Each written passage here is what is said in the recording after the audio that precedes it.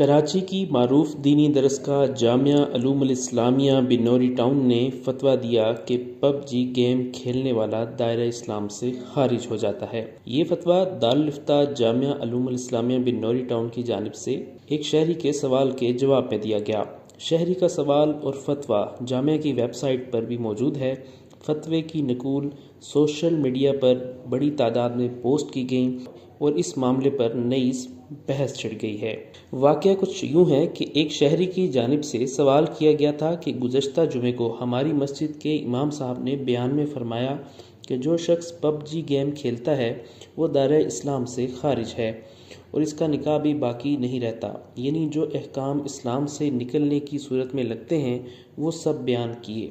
برائے مہربانی اس بارے میں رہنمائی فرمائیں۔ سوال کے جواب میں دارالفتہ کی جانب سے کہا گیا کہ معلومات کے مطابق پب جی گیم میں بعض اوقات پاور حاصل کرنے کے لیے گیم کھیلنے والے کو بتوں کے سامنے پوجا کرنی پڑتی ہے، اور گیم کھیلنے والے شخص کا اپنے کھلاڑی کو پاور حاصل کرنے کے لیے بتوں کے سامنے جھکانا اور بتوں کی پوجا کروانا اس کا اپنا فعل ہے۔ فتوے میں کہا گیا ہے کہ گیم میں نظر آنے والا کھلاڑی اسی گیم کھیلنے والے کا عکاس ہے اور ترجمان ہے، اور مسلمان کا توحید کا عقیدہ ہوتے ہوئے بتوں کے سامنے جھکنا شرک ہے۔ فتوے میں کہا گیا ہے کہ گیم میں یہ عمل کرنے سے رفتہ رفتہ بتوں کے سامنے جھکنے کی قباحت بھی دل سے نکل جائے گی، لہٰذا یہ گیم کھیلنا ناجائز ہے، اور پب جی گیم میں بتوں کے سامنے جھک کر پاور حاصل کرنا شرک ہے، اور عمدن اس کو کرنے والا دائرہ اسلام سے خارج ہو جائے گا۔ ایسے شخص پر تجدید ایمان اور شادی شدہ ہونے کی صورت میں تجدید نکاح بھی ضروری ہے۔ فتوے کے آخر میں کہا گیا کہ اگر کوئی شخص پب جی گیم میں شرک کا کوئی عمل نہیں کرے تو پھر بھی شرک پر راضی رہنے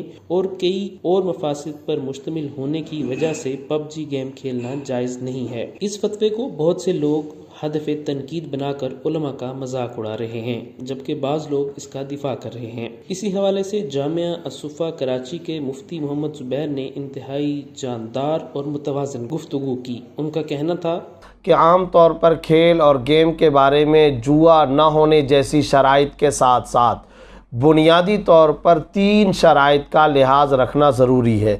سب سے پہلی بات تو یہ کہ وہ گیم، وہ کھیل بدن کی ورزش، جسمانی تندرستی، ذہنی صحت کو برقرار رکھنے کے لیے ہو۔ دوسری شرط یہ کہ اس میں غلو، استغراق اور انہماک نہ ہو، آدمی بہت زیادہ اس انداز کے اندر مشغول اور منہمک نہ ہو جائے کہ ضروری کاموں کا بھی حرج لازم آ جائے۔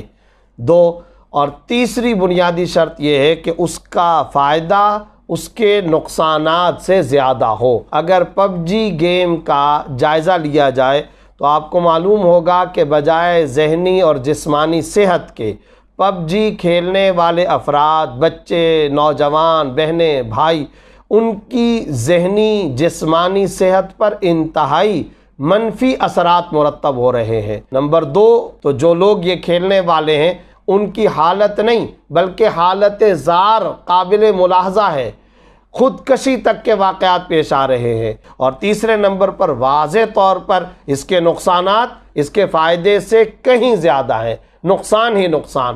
ان تمام پہلوؤں کو اگر سامنے رکھا جائے تو واضح طور پر فتویٰ یہ ہے، شرعی مسئلہ یہ ہے کہ پب جی گیم کھیلنا، اس میں مشغول ہونا، اس ایپ کو استعمال کرنا حرام ہے، ناجائز ہے، گناہ ہے، اس سے احتراز کرنا شرعاً ضروری، واجب اور لازم ہے۔ تاہم ایک فتویٰ آیا ہے جس کے اندر اس میں کفر کا اور باقاعدہ نکاح ختم ہو جانے کا حکم بھی لگایا گیا ہے کہ چونکہ سوال کرنے والے مستفتی اور سائل کی طرف سے اس فتوے کے اندر سوال میں باقاعدہ یہ بات درج ہے کہ بٹن دبا کر بتوں کے سامنے سجدہ کرنے یا بتوں کے سامنے جھکنے کا ایک معاملہ پیش آتا ہے، جس کی وجہ سے ظاہر ہے کہ فتوے کے اندر یہ بات لکھی گئی کہ اس کھیل کو اس طریقے سے انجام دینے والا دائرہ اسلام سے خارج ہو جاتا ہے اور اس کا نکاح ٹوٹ جاتا ہے۔ تو میں اس سلسلے میں پہلی وضاحت تو یہ ضرور پیش کرنا چاہتا ہوں کہ یہ جو بت کے سامنے جھک کر پاور حاصل کرنا، وہ جو ممی ہے فرعون کی یا بت، اس کے سامنے جھک کر پاور حاصل کرنے والا جو سین اور منظر ہے، وہ پورے گیم میں نہیں بلکہ اس کے خاص نقش سن ہاک کے اندر، جنگل موڈ کے اندر یہ منظر آیا کرتا تھا، اپڈیٹ تھی جس میں یہ منظر آیا کرتا تھا۔ مگر پب جی کھیلنے والے نوجوانوں سے جب یہ بات معلوم کی تو ان بھائیوں نے یہ بات بتائی کہ یہ 4 مہینے پہلے مسلمانوں کے شدید رد عمل اور ریئیکشن کی بنیاد پر، بلکہ ایک طرح سے احتجاج کی بنیاد پر اس منظر کو ختم کر دیا گیا۔ تو جب یہ منظر ختم ہو گیا اور اسی بنیاد پر کفر کا فتویٰ تھا، تو اب یہ بات ذہن میں رکھنی چاہیے کہ وہ وجہ نہیں پائی جا رہی جس وجہ کی بنیاد پر اس کفر والے فتوے کا اس پر اطلاق کیا جا سکے، لہذا وہ بات اب ختم ہو گئی کہ یقیناً یہ حرام ہے، ناجائز ہے، جس کی تفصیل عرض کر دی ہے اور اس سے بچنا ضروری ہے۔ مگر اس طرح گیم کے اندر اگر کوئی بت کے سامنے جھکنے کا معاملہ کرتا ہے تو وہ ایک سمبولک اور علامتی معاملہ ضرور ہے، مگر عقیدے اور نظریے کی بنیاد پر وہ کفر پہ پلیئر اور کھلاڑی راضی نہیں ہے۔ چنانچہ اگر اس کو الگ سے پوچھا جائے کہ کیا تم بت کے سامنے سجدہ ریز ہونے یا بت کے سامنے جھکنے یا اس سے پاور حاصل کرنے والے کفریہ اور شرکیہ عقیدے کے قائل ہو، کیا تمہارا یہ نظریہ ہے؟ تو ہرگز یہ نظریہ نہیں ہے۔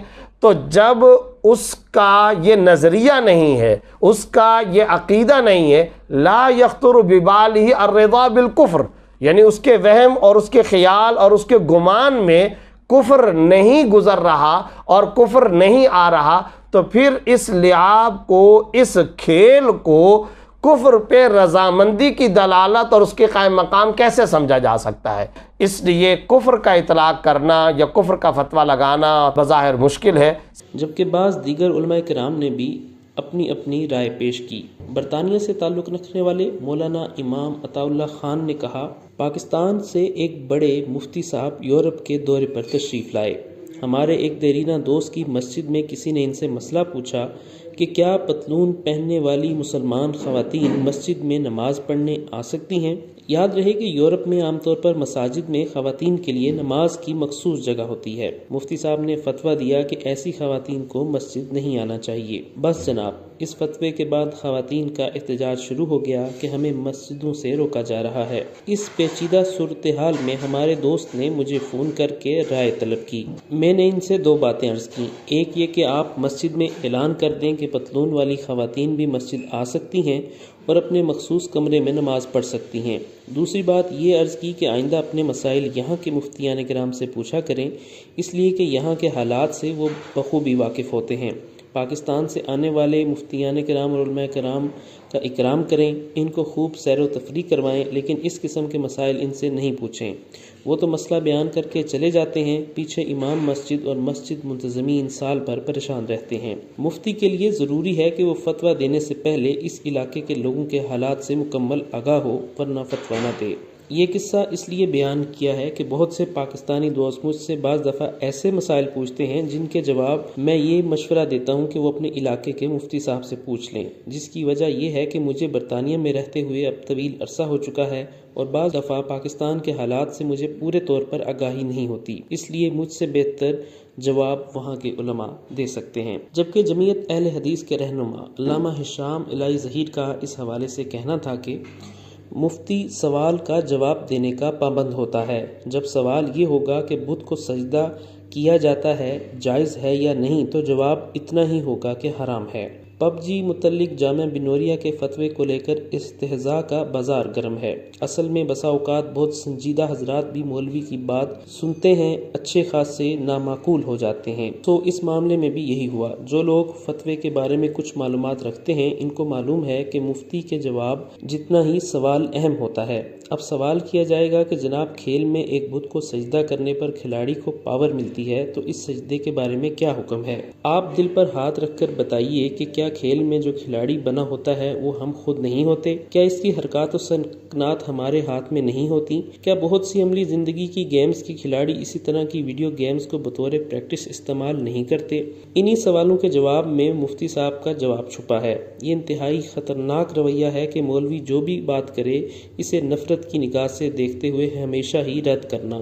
اس فتوے پر اگر اعتراض ہے تو یہ اعتراض کیجئے کہ نہیں جناب، اس میں کوئی ایسی بات نہیں کہ بت کو سجدہ کیا جاتا ہے، لیکن اگر بت کو سجدہ کیا جاتا ہے تو بھائی اسلام میں تو بت پرستی کا یہی فتویٰ ہے، بھلے آپ کو اچھا لگے یا برا۔